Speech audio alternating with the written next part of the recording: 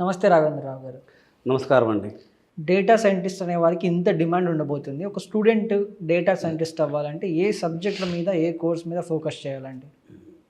అయితే ఇందులో ఒక గొప్ప సంతోషకరమైన విషయం ఏంటంటే, డేటా సైంటిస్ట్ కావడానికి ఎనీ గ్రాడ్యుయేషన్ ఈజ్ ఎనఫ్ అండి. Okay. Any graduation is enough. కాకపోతే ఒక్క వాస్తవాన్ని మనం గమనించుకోవాలి. స్టాటిస్టిక్స్ మీద మాత్రం పట్టుండాలి. స్టాటిస్టిక్స్ వచ్చి ఉండాలి. అయితే ఆ స్టాటిస్టిక్స్తో పాటుగా మనకి ఇంటర్మీడియట్ లెవెల్లో వచ్చినంత డిఫరెన్షియేషను, ఇంటిగ్రేషను ఇది కూడా కావాలి. లాజిక్ అవసరం మనకు. లాజికల్ థింకింగ్ అనేది ఉండాలి. లాజికల్ థింకింగ్తో పాటుగా స్టాటిస్టిక్స్ కొంత అవసరము, డిఫరెన్షియేషన్, ఇంటిగ్రేషన్ అవసరం. ఇవి ఉన్నవాళ్ళు ఎవరైనా ఆర్టిఫిషియల్ ఇంటెలిజెన్స్, డేటా సైన్స్ నేర్చుకోవచ్చు. అయితే ఇంకొక చిన్న విషయం చెప్పాలనుకుంటున్నా. డేటా సైన్స్ అనేది అది కొత్త సబ్జెక్ట్ అని అందరూ అనుకుంటున్నారు యాక్చువల్గా. బట్ డేటా సైన్స్ అనేది కొత్త సబ్జెక్ట్ కాదు.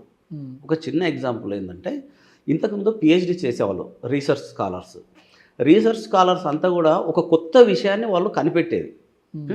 ఆ కనిపెట్టడానికి వాళ్ళు ఏం చేసేది అంటే, ముందు వెళ్ళి అంటే వాళ్ళు చేసే రీసెర్చ్ దేనికి సంబంధించింది అయితే దానికి సంబంధించిన డేటా ముందు కలెక్ట్ చేసేది.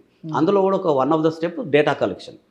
తర్వాత దాని స్టాటిస్టికల్గా చాలా దాంట్లో స్టాండర్డ్ డివియేషన్ ఎంత, మీన్ ఏంటి, మీడియన్ ఏంటి, మోడ్ ఏంటి, అంటే ఎక్కువసార్లు ఏం జరుగుతుంది, ఇవన్నిటిని కనుక్కొని తెలుసుకొని హైపోథిసిస్ అని అంటారు. అందులో రీసెర్చ్లో హైపోథిసిస్ ముందు తయారు చేసుకుంటారు. ఇది ఇలా అంటే ఒక చిన్న ఎగ్జాంపుల్ నేను చాలామంది స్టూడెంట్స్ కూడా చెప్తుంటాను. సిగరెట్ తాగే వాళ్ళకి క్యాన్సర్ వస్తుంది అనే దాంట్లో వాస్తవం ఉందా లేదా అని కనుక్కోవాలనుకుంటే సిగరెట్ తాగే వాళ్ళందరినీ తీసుకుంటారు. అందులో ఎంతమంది క్యాన్సర్ వచ్చింది, క్యాన్సర్ వచ్చిన వాళ్ళందరినీ తీసుకుంటారు, అది సిగరెట్ తాగడం వల్లే నా వచ్చింది అని ఇన్ని రకాలుగా డేటాలు తీసుకొని దాన్ని ప్రాసెస్ చేసి వస్తుంది అని హైపోథిసిస్, రాదు అని నల్ హైపోథిసిస్, ఇలా చేస్తారు. ఇది రీసెర్చ్ స్కాలర్స్ అందరికీ తెలిసిన విషయమే. ఈ హైపోథిసిస్ను బాగా టెస్ట్ చేసి హైపోథిసిస్ కరెక్టా కాదా, అప్పుడు కరెక్ట్ అయిందని థీసిస్గా రివీల్ చేస్తారన్నట్టు. నేను కనుక్కున్నాను ఇంత రీసెర్చ్ చేసి.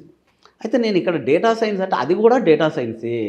అయితే ఇప్పుడు డేటా సైన్స్ అనేది ఇప్పుడు కొత్తగా సాఫ్ట్వేర్ దాంట్లోకి ఎలా వచ్చింది అంటే, అప్పట్లో డేటా కావాలి అంటే మనం ఏం చేసేదంటే ఒక రీసెర్చ్ స్కాలరు వెళ్ళి మార్కెట్లో వెళ్ళేసి అతనికి సంబంధించిన ఎక్కడ కావాలంటే అక్కడ డేటా బాగా కలెక్ట్ చేయడానికి చాలా టైం పట్టేది. చివరికి అతను 3-4 ఏళ్ళు కష్టపడితే డేటా గ్యాదర్ చేశాక దాని మొత్తం స్టాండర్డ్ డివియేషన్ ఏంటి, దీని మీనింగ్ ఏంటి, అసలు ఎంతవరకు ఇది నిజం నేను అనుకుంటున్నది, ఇది వాస్తవమా కాదా అని చెప్పడానికి థీసిస్, హైపోథీసిస్ నుంచి థీసిస్ తయారు చేసి ఇచ్చేది. ఓకే. అయితే ఇక్కడ డేటా సైన్స్లో కూడా ప్రతిదీ థీసిస్ ఇస్తుంది. కానీ ఇంత విరివిగా సాఫ్ట్వేర్లోకి ఎందుకు వచ్చిందంటే, అప్పుడు ఎక్కడైతే మనిషి చేసేదో, ఇప్పుడు డేటా సైన్స్లో పైథాన్ అనేది కోడింగ్ లాంగ్వేజ్, అనకొండ అనేది అందులో ఒక లైబ్రరీస్ ఉండే విషయం. అయితే ఇవేమున్నాయంటే అక్కడ రీసెర్చ్ స్కాలర్స్ చేసే రీసెర్చ్ అంతా ఈ లైబ్రరీస్ చేసి పెడుతున్నాయి. ఇంకోటి ఏమైపోయింది, డేటా కోసమని ఒక మనిషి మార్కెట్కి వెళ్ళాల్సిన అవసరం లేదు. ఫేస్బుక్లో డేటా, ఇన్స్టాగ్రామ్లో డేటా, ఎక్కడ వెళ్తే ఎంతోమంది వాళ్ళ అభిరుచులు అన్నిటినీ షేర్ చేసుకుంటూనే ఉంటారు. అవును. అయితే దాన్ని బట్టి ఇమ్మీడియట్గా ఏమైపోతుందంటే డేటా కావలసినంత డేటా దొరుకుతుంది. అంత డేటాతో మనం ఏదైనా రీసెర్చ్ చేసేయచ్చు, ఈజీగా రీసెర్చ్ చేయొచ్చు. రీసెర్చ్ చేయడానికి మనిషి ఎంతో క్యాల్కులేషన్స్ చేయాల్సి వచ్చేది. ఇప్పుడు క్యాల్కులేషన్ చేయడానికి సాఫ్ట్వేర్ వచ్చేసింది. సైకిట్లర్న్ అని ఇట్లాంటి లైబ్రరీస్ సైకిట్లర్లో చాలా ఉంటాయి. మనం ఏ అల్గారిథమ్స్ యూజ్ చేయాలనుకుంటే అప్పుడు దాన్ని ఇంప్లిమెంట్ చేస్తే ఇందులో ఒక క్షణాల్లో కాకపోయినా నిమిషాల లోపల దీని మీన్ ఎంత, ఇందులో మీడియన్ ఏంటి, ఇందులో స్టాండర్డ్ డివియేషన్ ఎంత ఉంది, ఇదెంత ఉంది, అదెంత ఉంది, మొత్తం కనుక్కొని ఇది వాస్తవమా కాదా అది తీసి పడేస్తుంది. సాఫ్ట్వేర్ ఇంజనీర్స్ని ఈ ఏఐ అనేది రిప్లేస్ చేస్తుందా? ఇది చాలా మంచి క్వశ్చన్. యాక్చువల్గా సాఫ్ట్వేర్ ఇంజనీర్స్ని ఏఐ రీప్లేస్ చేస్తుందా అంటే మనం ముందే ఒక చిన్న ఆన్సర్ చెప్పుకున్నాం. కొందరిని మాత్రమే రీప్లేస్ చేస్తుంది, అందరినీ రీప్లేస్ చేయదు. ఎందుకంటే ఒక చిన్న ఎగ్జాంపుల్ మనం అందరికి అర్థమయ్యే విషయం చెప్పాలనుకుంటే, 1990లో మేము ఇల్లు కట్టేటప్పుడు దాన్ని తవ్వడానికే, దాన్ని తీయడానికే దానికి మనుషులతో పెడితే ఒక 1 మంత్ పట్టింది. ఇప్పుడు 1 మంత్ ఇక్కడ దవ్వడాలు లేవు. 4 రోజుల లోపల జేసీబీ వచ్చి దవ్వుతుంది. అట్లా అని చెప్పేసి మరి ఎవరికి పని లేకుండా పోయిందా? పని ఉంది. కాకపోతే ఏంటంటే జేసీబీలు వచ్చేసినాయి కదా, మరి తవ్వే వాళ్ళకు గడ్డపారులకు పని లేకుండా పోయిందా అంటే మనం పని లేకుండా పోయిందా అని ఎక్కడ చెప్పలేకపోతున్నాం. ఎందుకంటే ఫాస్ట్నెస్ పెరిగింది. అప్పట్లో మహా అయితే 2 స్టోరైడ్ బిల్డింగ్స్ కట్టుకునేవాళ్ళం, 3 స్టోరైడ్ బిల్డింగ్ కట్టుకునేవాళ్ళం. ఇప్పుడు ఏమైపోయింది, 26, 30 స్టోరైడ్ బిల్డింగ్స్ కడుతున్నాం. సో జేసీబీలు వచ్చేసి మనుషులకు పని లేకుండా పోయిందా అంటే లేదు.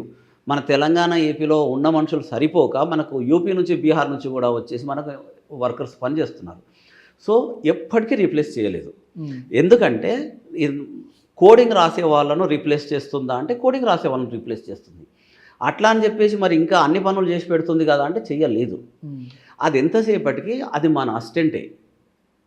ఏ రకమైన ఆర్టిఫిషియల్ ఇంటెలిజెన్స్ టూల్ రాని, అది చాట్ జీపీటీ కానీ, క్లాడ్ కానీ, పర్ప్లెక్సిటీ కానీ, ఏదైనా కూడా అది మనకి ఏమైపోతుందంటే మనకు అసిస్టెంట్గానే పనిచేస్తుంది, కానీ అది మనకు బాస్ లాగా మనల్ని గైడ్ చేసే పరిస్థితిలో ఉండదు. మనకి ఏం కావాలో దానికి మనం ఎక్స్ప్లెయిన్ చేస్తేనే చేసిస్తుంది. అయితే మీరు అడిగిన క్వశ్చన్కు వాళ్ళకంతా వర్క్ లేకుండా పోతుందా అంటే కాదు. ప్రాజెక్ట్స్, నెంబర్ ఆఫ్ ప్రాజెక్ట్స్ పెరిగిపోతాయి. ఎక్కువ ఫాస్ట్గా ఎప్పుడైతే ప్రాజెక్ట్స్ కంప్లీట్ అయిపోతుంటాయో అప్పుడు ఎక్కువ ప్రాజెక్ట్స్ తీసుకుంటారు, ఎక్కువ ప్రాజెక్ట్స్తో ఎక్కువ వర్క్ చేసుకుంటారు, ఎక్కువ అవుట్పుట్ ఉంటుంది, కష్టం తగ్గుతుంది, రిజల్ట్ ఎక్కువ ఉంటుంది. మరి రిజల్ట్ ఎక్కువ ఉంటూ పోతే మరి మనుషులకి ఏం పని లేకుండా పోతుందంటే కాదు. ఎందుకంటే ఎస్పెషల్లీ హ్యూమన్ బ్రెయిన్ అనేది ఎక్స్పాన్షన్ ఆఫ్ హొరైజన్స్ అంటారు చూడండి. మనకు ఆకాశం భూమి అక్కడ కలిసినట్టు కనపడతాయి, అక్కడికి వెళ్తే ఇంకెక్కడో కలిసినట్టు కనపడతాయి. అంటే అది ఎక్స్పాండ్ అవుతూనే ఉంటుంది. మనం అనుకున్నాం ఫోన్ మాట్లాడడానికి అసలు అందరి చేతుల్లో ఫోన్ వస్తుందట, ఫోన్ అక్కడ ఉండకుండా అంటే అదేదో గొప్ప ఆశ్చర్యం అనుకున్నాం. ఫోన్ ఇప్పుడు ప్రతి ఒక్కరి చేతిలో ఉంది. ఒకటి 2, 3 ఉంటున్నాయి, ఒక్కొక్కరి చేతిలో 2, 3 ఉంటున్నాయి. ఆ తర్వాత కొంతకాలం ఏమనుకున్నామంటే వీడియో కాలింగ్ వస్తుందట. జియో వాళ్ళు ఏదో చెప్పారు వీడియో కాలింగ్ వస్తుందట కొంతకాలం పోతే, అంటే అదేదో గొప్ప అనుకున్నాం. బట్ ఇప్పుడు అందరికీ వీడియో కాలింగ్ ఎంత సింపుల్గా వచ్చేసింది. బట్ వీడియో కాలింగ్ వస్తుందట అని చెప్పిన తర్వాత రావడానికి నియర్లీ 4 years పట్టింది. ఇప్పుడు అట్లాంటి థాట్ ఎవరికైనా ఒక కొత్త థాట్ వచ్చిందనుకోండి, ఆ థాట్ పూర్తి అవ్వడానికి ఇప్పుడు 4 years పట్టదు, 1 year లోపల పూర్తవుతుంది. ఎందుకంటే కోడ్ రాయడానికి ఏఐ ఉంది, మనం చెప్పిన పని ఫాస్ట్గా చేయడానికి ఏఐ ఉంది.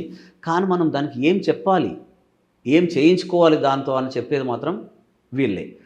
ఇట్లాంటప్పుడు ఒక్క విషయం మనకి ఏంటంటే ఓన్లీ కోడే రాస్తాను నేను, ఇంతకు మించి నా లిమిటేషన్స్ ఇంతే, నాకు కోడ్ రాయడానికే చాలా ఉంది, నా లైఫ్ అంతా కోడింగ్తోనే వెళ్ళిపోతుంది అనే పరిస్థితి అయితే ఉండదు. అందరూ కూడా ఎక్స్పాండ్ అవ్వాలి.